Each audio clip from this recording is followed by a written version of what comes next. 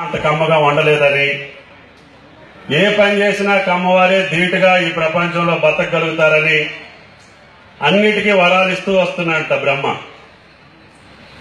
అన్నిట్లో కూడా కమ్మవారికే వస్తున్నాయి వరాలు.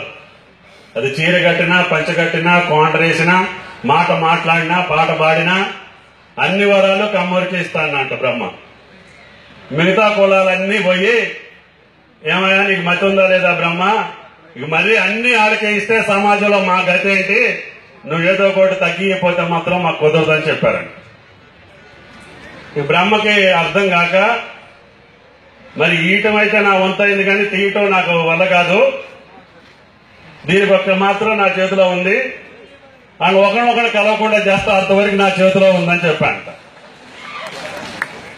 మరి బ్రహ్మ చెప్పిన దానికి మనం ఇప్పుడు వ్యతిరేకంగా వెళ్ళి ఇప్పుడు మనం మతం పడితే లేదు కాబట్టి ఆ శాప ఉన్నా కూడా మన పూర్వీకులు కాకతీయుల దగ్గర నుంచి రాజ్యాలేలిన మహానుభావులు, ఈ దేశంలో వన్నె తెచ్చినటువంటి మహాతల్లులు, అదేవిధంగా రాజ్యాన్ని కాపాడినటువంటి దిశక్తి మన జాతికి ఉంది.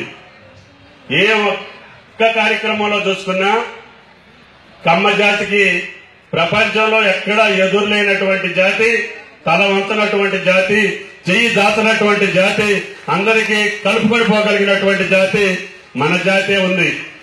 ఆ కులంలో పుట్టడమే మన అదృష్టం. ఆ కులం యొక్క కీర్తి ప్రతిష్టల్ని, సంస్కృతిని, సంప్రదాయాన్ని ప్రాణం పోయినా మచ్చ లేకుండా బతకటమే మన యొక్క జయం తప్ప మనకు భగవంతునిచ్చిన శాపం పోవాలని చెప్పి కోరుకోవటం తప్పు. ఆ శాపం ఉన్నా కూడా ఈనాడు ప్రపంచంలో కమ్మ జాతి అగ్రభాగాన్ని ఉండగలుగుతుంది. మీకు అజయ్ గారు చెప్పిన అన్ని సెక్టార్లో భవిష్యత్తులో కూడా ఉంటది. ఒకవేళ నువ్వు నేను తగువ పెట్టుకున్నా ఈ తల్లో, ఆ చెల్లో, ఆ తమ్ముడు, ఆ అన్నం ఏకంగా మన జాతిని రక్షించుకునే శక్తి ఈ జాతికి ఉన్నది అని చెప్పి మీకు ఈ సందర్భంగా మనం చేస్తున్నాం. మన స్వార్థం కోసమో, మన స్వలాభం కోసమో, మన పదవి కోసమో, మన సంపాదన కోసమో మనం ఈ జాతిని చేర్చాలనో, ఈ జాతిని కించపరచాలనో, ఈ జాతిని అవమానపరచాలనో, ఈ జాతిని బాధ పెట్టాలనో చూస్తే అది మన జాతి క్షమించదు. అది మీరు గుర్తు పెట్టుకోవాలని చెప్పి కూడా మీకు విజ్ఞప్తి చేస్తున్నాం. అందుకని ఇంత కమ్మని జాతిలో, ఇంత తీయని జాతిలో, ఇంత ధైర్యం కలిగినటువంటి జాతిలో, ఇంత సాహసం కలిగినటువంటి జాతిలో, ఇంత త్యాగం కలిగినటువంటి జాతిలో, ఇంత ఘన చరిత్ర కలిగిన జాతిలో భగవంతుడు మన పుట్టించడమే మనకి పుణ్యం, పురుషార్థం.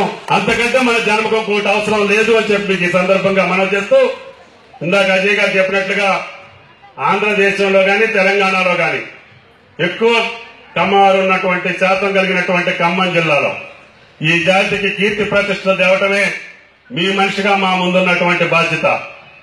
అదేవిధంగా ఏ రంగంలో ఉన్నా, ఎక్కడున్నా ఈ జాతి యొక్క గౌరవ ప్రతిష్టల్ని మేము దృష్టిలో పెట్టుకుని ముందుకు పోతాం.